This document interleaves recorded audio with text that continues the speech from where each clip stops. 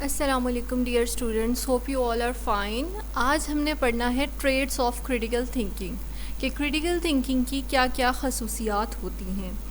ٹھیک ہے. سب سے پہلے تو یہ ہوتا ہے کہ کریٹیکل تھنکنگ جو ہے وہ کہتے ہیں کہ ہمیشہ جو ہے وہ ولنگ ٹو پلان ہوتا ہے، کہ وہ ہمیشہ پلان کرنا جو ہے وہ کے لیے ولنگ ہوتا ہے، ہمیشہ وہ پلان کرنا چاہتا ہے. اس کے علاوہ جو ہے وہ اس کی تھنکنگ میں بہت زیادہ فلیکسیبلٹی ہوتی ہے. وہ پرزسٹنٹ ہوتا ہے. پرزسٹنٹ کا مطلب کیا ہوتا ہے کہ مستقل مزاج ہوتا ہے. ایبل ٹو ایڈمٹ مسٹیکس ہوتا ہے، یعنی کہ ہر وقت جو ہے وہ اپنی غلطیاں ماننے کے لیے تیار رہتا ہے. ٹھیک ہے، اپنی غلطیوں کو ایکسیپٹ کر لیتا ہے اور ان کو جو ہے وہ درست کرتا ہے. ٹھیک ہے. اور کیا کرتا ہے وہ ہر وقت جو ہے وہ اپنے مائنڈ میں تھنکنگ پروسیس کو جو ہے وہ کنٹینیوسلی چلا رہا ہوتا ہے. اس کے علاوہ جو ہے وہ جو کریٹیکل تھنکر ہوتا ہے اس کے اندر ایبلٹی ہوتی ہے کہ وہ چیزوں کو انالائز کرتا ہے، یعنی کہ ان کا تجزیہ کرتا ہے. ٹھیک ہے. اس کے بعد ان کو کریٹ کرتا ہے اور اپنا جو ہے وہ آبجیکٹیو کرائٹیریا جو اس کا ہوتا ہے ڈیٹا کو ایویلیویٹ کرنے کا، اس کو جو ہے وہ استعمال کرتا ہے، یوز کرتا ہے.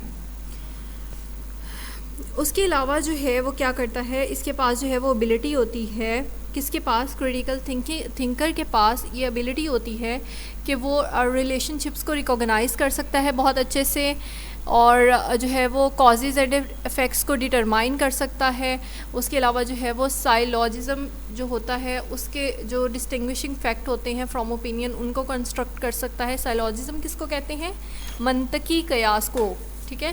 یعنی کہ جو اس کی مطلب وہ جو سوچتا ہے اس کی اپنی منطق ہے. ظاہر سی بات ہے ہر انسان جو ہے وہ اپنے مائنڈ سے اپنا اپنا سوچتا ہے، ہر کوئی جو ہے وہ دوسرے کی تھنکنگ کو اڈاپٹ نہیں کرتا، ہر کسی کی اپنی تھنکنگ ہوتی ہے. تو وہ اس کی جو اپنی تھنکنگ ہوتی ہے اس کو جو ہے وہ اس سے چیزوں کے بارے میں اندازے لگاتا ہے، یعنی کہ اگر ایسا ہے تو اس کا رزلٹ جو ہے یہ بھی آ سکتا ہے، مے بی اس کا رزلٹ جو ہے وہ دوسری طرح سے ہو. ٹھیک ہے.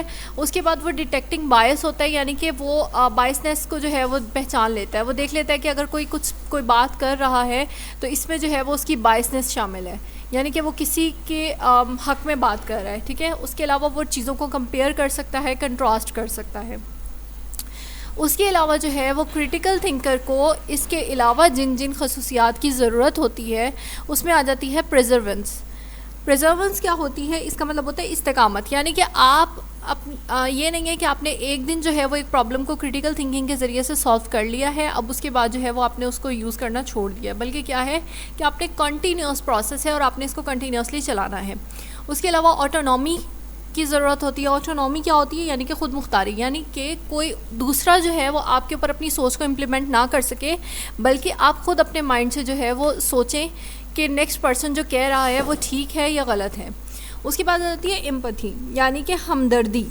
And course to reshape his character needed for the job of critical thinking, یعنی کہ اس کو جو ہے وہ اپنے کریکٹر کو ری شیپ کرنے کی ضرورت ہوتی ہے جو کریٹیکل تھنکنگ ہوتا ہے. ٹھیک ہے.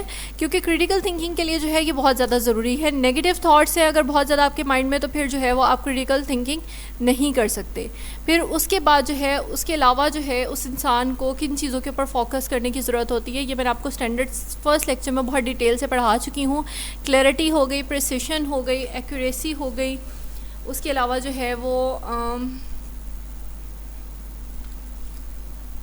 ریلیونس ہو گئی، ڈیپتھ ہو گئی، سگنیفیکینس اینڈ لاجیکلنیس. یہ ساری چیزیں جو ہے وہ میں آپ کو پڑھا چکی ہوں. یہ سب جو ہے وہ اسٹینڈرڈس ہیں جو کہ کریٹیکل تھنکنگ میں ہیلپ کرتے ہیں.